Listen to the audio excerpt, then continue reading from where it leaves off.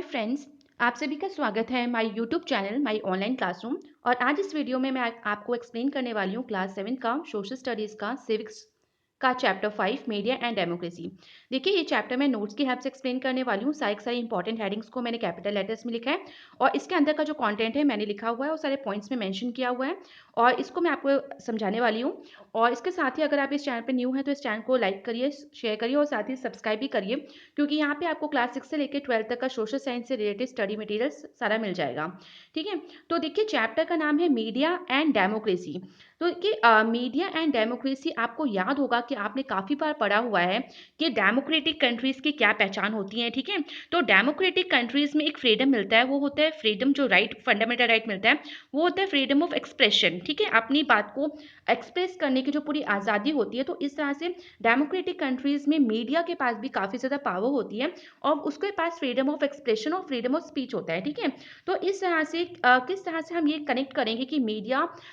एक democratic country से किस तरह से रिलेटेड है। तो मैं ये पॉइंट आपको अभी एक्सप्लेन कर रही हूँ कि बिल्कुल डेमोक्रेटिक कंट्रीज में इस तरह की स्वतंत्रता जो है मीडिया को दी जाती है, किसी तरह की उन पे पाबंदी नहीं होती है, सेंसरशिप नहीं लगाई जाती है। तो इस वजह से चैप्टर का नाम है मीडिया एंड डेमोक्रेसी और इसके बारे में हम आगे भी काफ़ी कुछ पढ़ेंगे। तो देखिए, बिल्कुल चैप्टर के इंट्रोडक्शन में लिखा हुआ है कि इस चैप्टर में हम मीडिया के बारे में पढ़ेंगे, किस तरह से जो मीडिया है वो हमें इंफॉर्मेशन प्रोवाइड करती है और किस फॉर्म में प्रोवाइड करती है, न्यूज़ के फॉर्म में, यानी खबर हमें देती है। मीडिया जो है वो हमें वाइड रेंज ऑफ ओपिनियंस भी देती है और साथ ही एनालिसिस करने का भी मौका देती है इंपॉर्टेंट इश्यूज पे। इसके बाद देखिए नेक्स्ट हेडिंग है role of media in democracy, कि मीडिया का क्या रोल है डेमोक्रेसी में, क्या मीडिया इससे कनेक्टेड है डेमोक्रेसी से या डेमोक्रेसी कनेक्टेड है मीडिया से, तो इनके बीच में क्या रोल है, क्या प्ले करते हैं, क्या लिंक है। तो देखिए फर्स्ट पॉइंट है media is the principal source of political information and public debate. अगर पहला पॉइंट समझें तो बिल्कुल जो मीडिया है वो एक बहुत ही मुख्य सोर्स है किस चीज़ का, political information and public debate का। यानी राजनीतिक तौर पे जो भी बातें होती हैं पॉलिटिशियंस की, जो भी नेता जो भी डिसाइड करते हैं, जो भी फैसले लेते हैं, वो वास्तव में आम पब्लिक तक ये सारी इन्फॉर्मेशन कहाँ से आती है, तो वो सारी इन्फॉर्मेशन जो है वो मीडिया ही हमें देती है और किस फॉर्म में देती है, न्यूज़ के फॉर्म में देती है। साथ ही जो भी पब्लिक डिबेट होते हैं, लोगों की क्या थिंकिंग है, क्या ओपिनियन है, वो सब भी जो है वो मीडिया ही हमें प्रोवाइड करती है। इसके बाद देखिए सेकंड पॉइंट क्या है, it explain to people the flaws in the existing system and makes it easier for people to make intelligent decisions about public affairs. इसके साथ ही देखिए ये हमें ये भी एक्सप्लेन करती है कि एग्जिस्टिंग जो अभी जो सरकार है या अभी जो भी सिस्टम चल रहा है गवर्नमेंट का, फ्लॉज मतलब उनमें क्या कमियां हैं। ठीक है, क्या कमियां हैं वो भी हमें बताती है, वो एक्सप्लेन करती है मीडिया हमें। और इसके साथ ही वो ये भी चाहती है कि इजियर हमें और इस तरह की नॉलेज जब प्रोवाइड करती है, इस तरह की इन्फॉर्मेशन प्रोवाइड करती है, तो जब हम अपने फैसले लेने जाते हैं, जब इन डिसीजन लेने जाते हैं, तो हम बेवकूफ़ी भरा डिसीजन नहीं लेते बल्कि एक समझदारीपूर्ण डिसीजन लेते हैं जो कि हमारी खुद की भलाई के लिए पब्लिक अफेयर्स से रिलेटेड होता है। यानी ये बात हो रही है वोटिंग की, जब हम वोट करने जाएं तो हम बहुत सोच समझ के वोट दें। इसके बाद है next point, it protects the democratic interest of the people. ठीक है, इसके साथ ही देखिए जो मीडिया है वो democratic interest of the people, जो भी फंडामेंटल राइट्स हैं लोगों के, उसको भी सुरक्षित करती है। जो डेमोक्रेटिक इंटरेस्ट है लोगों के, आम जनता के, उनको भी प्रोटेक्ट करती है, क्योंकि वो समय समय पे हमें हर चीज़ की जानकारी देती रहती है। नेक्स्ट पॉइंट है in modern democracies the media cover many aspects of life including political, social, economic and culture. तो आज कल्चरल, देखिए आज आपने देखा होगा कि मॉडर्न डेमोक्रेसीज में मीडिया का सिर्फ ये काम नहीं है कि सुनी सुनाई खबरों, उन्होंने कोई सुनी खबर और वो आपको एकदम से दे दी। ठीक है, वो उस पर रिसर्च भी करते हैं और साथ ही खबरें, ऐसा नहीं होता कि सिर्फ एक फील्ड की खबरें होती हैं, बल्कि आज के समय में खबरें देखें तो पॉलिटिकल, सोशल, इकोनॉमिक और कल्चरल हर तरह की न्यूज़ जो है वो मीडिया आपको प्रोवाइड करती है। क्योंकि देखिए हर एक पर्सन का इंटरेस्ट जो होता है वो भी अलग अलग होता है और ओवरऑल देखें तो मीडिया की जिम्मेदारी होती है कि वो हर एक फील्ड की, हर एक क्षेत्र की हमें खबरें प्रोवाइड करें, ताकि हमें ज़्यादा से ज़्यादा नॉलेज और इन्फॉर्मेशन मिलती रहे। इसके बाद आते हैं नेक्स्ट हेडिंग पे, मेन हेडिंग, तो ये है ऑब्जेक्टिव्स ऑफ द मीडिया। यानी मीडिया के क्या ऑब्जेक्टिव्स हैं, उसके क्या एम है, क्या उसके उद्देश्य हैं। तो देखिए पहला है separation of news from opinion. यानी जब भी वो न्यूज़ को दें तो ओपिनियन से अलग रखें, यानी खबर को अपनी सोच से अलग रखें। कई रिपोर्टर और कई जो न्यूज़ रीडर होते हैं जो आपको न्यूज़ बता रहे होते हैं, वो अपनी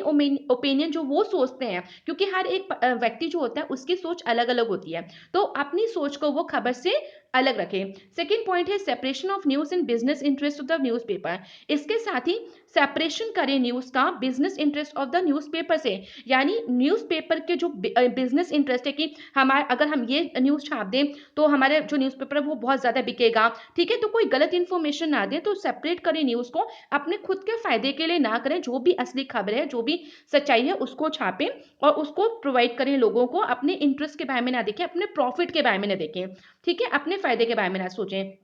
थर्ड है not to give one sided account of events. जब भी वो कोई भी बात को बताते हैं तो ऐसा ना करें कि सिर्फ वो एक तरफ की खबरों को दिखा रहे, बल्कि जब भी कोई खबर किसी दो या और पब्लिक से रिलेटेड होती है तो सबकी ओपिनियन, सबके व्यूज दिखाने चाहिए, वास्तव में क्या खबर थी, रियल खबर को दिखाना चाहिए और किसी एक का पक्ष नहीं लेना चाहिए। इसके बाद है next, only give only report data based on facts. और ये बात भी है कि जब भी वो कोई खबर देते हैं, कभी कभी भी कोई रिपोर्ट देते हैं, तो वो खबरें दें जो फैक्ट्स पे निर्धारित हो, फैक्ट्स पे बेस्ड हो, यानी सच्चाई पे निर्धारित हो, सच्चाई पे बेस्ड हो। इसके बाद देखिए नेक्स्ट पॉइंट है अवॉइड डिस्टॉर्शन ऑफ न्यूज, ठीक है, तो डिस्टॉर्शन ऑफ न्यूज मतलब तोड़ मरोड़ कर देना, ठीक है, आपने कई बार इसको सुना होगा, म्यूटिलेशन वर्ड भी हम लोग यूज करते हैं, डिस्टॉर्शन ऑफ न्यूज मतलब खबर तो कुछ और थी पर जो मीडिया होती है वो उसको घुमा फिरा के कुछ और ही न्यूज बना देती है और वो हमें दिखाती है, जिससे कई बार जो है दंगे फसाद भी स्टार्ट हो जाते हैं जगह जगह। तो ये सारी भी जिम्मेदारी होती है न्यूज चैनल्स की। इसके बाद है the media should never resort to sensationalism, ठीक है, तो मीडिया को हमेशा ये बात भी ध्यान रखनी चाहिए कि वो सनसनी ना फैलाए, ठीक है, पब्लिक में किसी भी कभी कभी आपने देखा होगा किसी किसी खबर को इतना वो प्रोवोक कर देते हैं जिसकी वजह से इतना प्रमोट कर देते हैं जिसके से पब्लिक जो है वो प्रोवोक हो जाती है, ठीक है, तो सेंसेशनलिज्म जो है इस चीज को भी वो ऐसा नहीं कि उसको और प्रोवोक करें। तो देखिए सेंसेशनलिज्म वर्ड क्या होता है, ये स्पेशल जर्नलिज्म में यूज किया जाता है। इसमें क्या होता है, the presentation of stories in a way, इस तरह से प्रेजेंट की जाती है जिससे कि जो आम पब्लिक है वो प्रोवोक हो जाती है, ठीक है, तो एक सनसनी फैला देना, तो ये सब चीजें भी उनका उद्देश्य नहीं होना चाहिए। नेक्स्ट है फ्रीडम ऑफ द प्रेस, ठीक है, तो freedom of the press article 19(1)(a) में ये चीज मेंशन है कि फ्रीडम ऑफ एक्सप्रेशन यानी freedom to express not only one's views but also the views of others by any means including printing, ठीक है, तो यहाँ पे अधिकार, ये राइट मिला हुआ है फ्रीडम ऑफ एक्सप्रेशन का, किसी एक इंसान को नहीं बल्कि सभी को, वो जो सोचते हैं अपने व्यूज को एक्सप्रेस कर सकते हैं इंक्लूडिंग प्रिंटिंग, ठीक है, तो प्रिंटिंग के द्वारा भी। इसके बाद देखिए फ्रीडम ऑफ एक्सप्रेशन, प्रिंटिंग मतलब लिखाई के द्वारा भी, छपाई के द्वारा भी, यानी न्यूज़पेपर्स की बात हो रही है यहाँ। इसके बाद है freedom of expression however is not absolute freedom, ठीक है, एक बात और याद रखनी है कि जो भी हमें फ्रीडम मिली हुई है, जो फ्रीडम ऑफ एक्सप्रेशन है, ऐसा नहीं है कि ये एब्सोल्यूट फ्रीडम है, यानी ये ऐसा नहीं कि अनलिमिटेड आपको फ्रीडम मिली हुई है। इसको क्यों ऐसा बोला गया है कि it is not absolute freedom, क्योंकि इस पे कुछ पाबंदी लगी है, ठीक है, तो मैं आपको वो नेक्स्ट पॉइंट में बता रही हूँ कि क्या इस पे लिमिटेशंस लगाई गई हैं।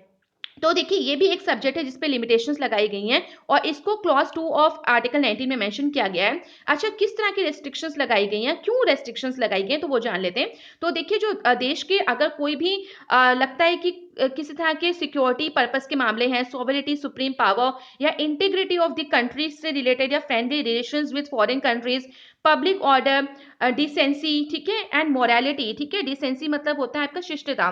तो इस तरह की जब चीजें होती हैं और इससे रिलेटेड अगर लगता है कि कोई किसी तरह की प्रॉब्लम होने वाली कंट्री में, किसी तरह के दंगे फसाद होने वाले हैं, अगर देश की सुरक्षा पे कोई आंच आती है, तो उस टाइम जो है फ्रीडम ऑफ प्रेस पे रेस्ट्रिक्शंस लगाए जाते हैं और ये देश का जो संविधान है वो लगाता है, जिससे कि ये कुछ चीजें इन पे पाबंदी लगाई जाती है ताकि वो इन चीजों को छापे ना, इन चीजों को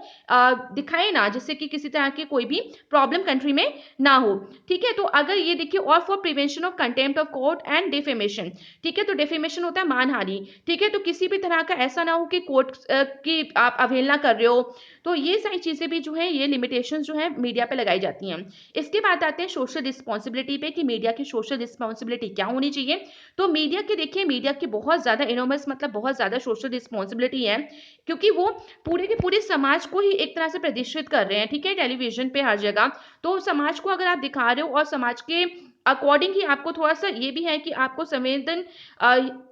संवेदना के साथ पूरी की पूरी जो न्यूज़ है वो दिखानी चाहिए। ऐसा नहीं है कि किसी तरह की आपने एक पर्टिकुलर न्यूज़ दिखा के अपनी टीआरपी हाई कर ली और बाकी दंगे फसाद हो गए, तो ये सारी चीज़ों का भी जिम्मेदारी जो है वो सोशल रिस्पॉन्सिबिलिटी बिल्कुल मीडिया के ऊपर है। तो media should also provide a forum for people to share their views and ideas, तो मीडिया को एक फोरम भी प्रोवाइड करना चाहिए, एक प्लेटफॉर्म प्रोवाइड करना चाहिए जहाँ पे लोग अपने व्यूज और आइडियाज को जो है वो शेयर कर सकें। इसके साथ ही it should uphold the values of the society, society की जो वैल्यूज हैं उनको भी हमेशा ऊपर खड़ा करके रखें, उन्हें हमेशा संभाल के रखें, ठीक है, उनको सर्वोच्च स्थान दें, ये भी जिम्मेदारी है मीडिया की। There is a need to regulate the media so that it gives priority to public interest. इसके साथ ही मीडिया को प्रायोरिटी के साथ पब्लिक इंटरेस्ट पे ध्यान देना चाहिए, यानी लोगों की भलाई पे ध्यान देना चाहिए। इसके बाद आते हैं नेक्स्ट हेडिंग पे, तो बेसिक एथिकल प्रिंसिपल्स क्या होते हैं। तो मीडिया शुड एम टू, ठीक है, तो मीडिया के क्या एम होने चाहिए। सबसे पहली बात, seek truth and report it, कि सच्चाई को पहचानो, सच्चाई को ढूंढो और उसको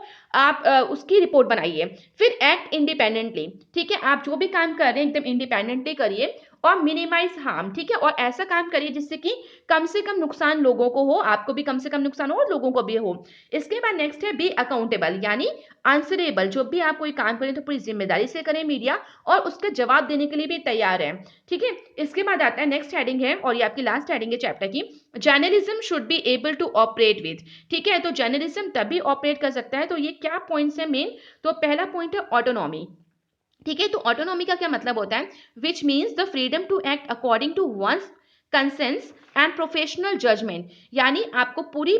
ठीक है, आप फ्रीडम, अपना जो भी काम करना है आप फ्रीली करिए, ठीक है, अपने कंसेंस के हिसाब से, यानी अपने विवेक के अनुसार, और प्रोफेशनल जजमेंट। और अगर आप एक जर्नलिस्ट हैं और आप कोई रिपोर्ट पेश कर रहे हैं तो बिल्कुल आप एक प्रोफेशनल वे में हैं, ठीक है, आप एक प्रोफेशन में हैं, तो प्रोफेशनल वे में जजमेंट के थ्रू आप वो खबर को पूरा रिसर्च करिए, उसकी सच्चाई को जानिए और फिर दिखाइए कि वो सही है कि गलत है, ठीक है। कंसेंस मतलब होता है कि स्वयं के कर्म का अच्छे या बुरे होने का ज्ञान, यानी अंतःकरण, उनको नॉलेज होनी चाहिए कि वो क्या काम कर रहे हैं, क्या दिखा रहे हैं, और प्रोफेशनलिज्म तो होना ही चाहिए। नेक्स्ट है अकाउंटेबिलिटी, तो देखिए अकाउंटेबिलिटी का क्या मतलब होता है, which means one fulfils his her और हिज रिस्पॉन्सिबिलिटीज, ठीक है, कि आप जो अपना काम कर रहे हो, जो मीडिया और जर्नलिज्म जो काम हो रहा है वो पूरी जिम्मेदारी के साथ हो। और अकाउंटेबिलिटी देखिए आंसरेबल भी होने चाहिए, कि जब उनसे सवाल पूछा जाए कि आपने जो ये खबर दिखाई थी क्या वो सच थी या झूठ थी, तो उसके जवाब देने के लिए भी वो तैयार है कि उनके पास क्या ऐसे प्रूफ थे। इसके बाद आता है next impartiality, which refers to not favouring one side और द अदर,